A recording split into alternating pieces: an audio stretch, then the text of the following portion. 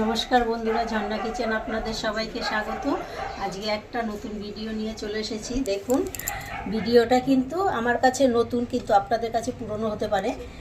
ধনেপাতা আজকে রেসিপি বানাবো, ধনেপাতা বাটা করব। তার জন্য ধনেপাতা নিয়েছি, টমেটো নিয়েছি, টক দই নিয়েছি, রসুন নিয়েছি আর কাঁচা লঙ্কা নিয়েছি। একসাথে বাটা করব। তো আমার সঙ্গে থাকুন আর পুরো ভিডিওটি দেখুন। আশা করছি আপনাদের ভীষণ ভালো লাগবে। ভালো লাগলে লাইক, কমেন্ট, শেয়ার, আর আমার চ্যানেল এখনও সাবস্ক্রাইব করা না থাকলে অবশ্যই চ্যানেলটি সাবস্ক্রাইব করে দেবেন।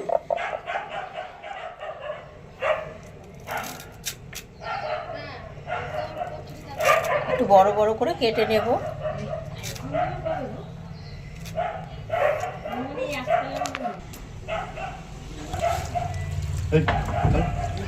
এবার ভালো করে ধনেপাতাগুলো দুবার তিনবার করে জল পাল্টিয়ে পাল্টিয়ে ধুয়ে নেব।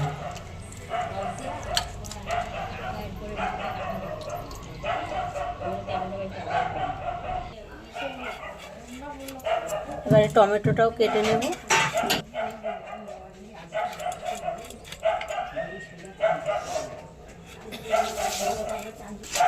মির্চি জানিয়েছি, টমেটোগুলো দিয়ে দেব।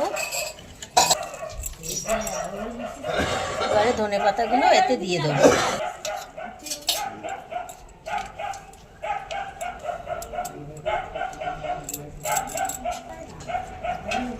এবার রসুনগুলো দিয়ে দেব,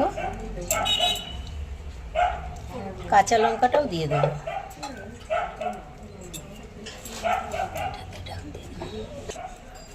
এবারে যে টক দই নিয়েছি, টক দইটা একসাথে দিয়ে দেব। চাপা দিয়ে ধনেপাতাগুলো মির্চিতে বেটে নেব। হয়ে গেছে। এবার মিক্সির জারটা খুলে নিলাম। দেখুন কত সুন্দর একটা পেস্ট তৈরি হয়েছে। এবার আসুন রান্নাঘর কড়াইতে অল্প একটু তেল দিয়ে দেব। এবার একটা শুকনো লঙ্কা ভেজে নেব।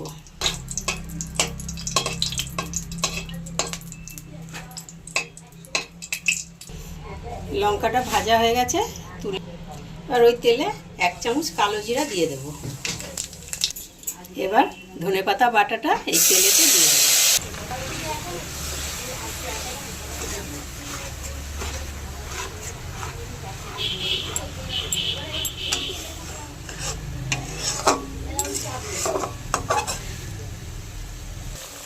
এবার স্বাদ মতো লবণ দিয়ে দেব।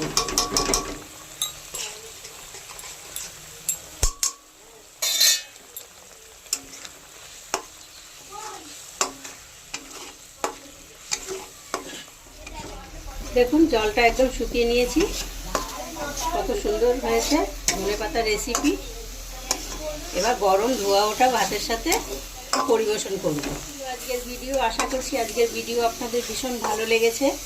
ভালো লাগলে লাইক, কমেন্ট, শেয়ার, আর আমার চ্যানেল এখনো সাবস্ক্রাইব করা না থাকলে অবশ্যই চ্যানেলটি সাবস্ক্রাইব করে পাশে থাকবেন।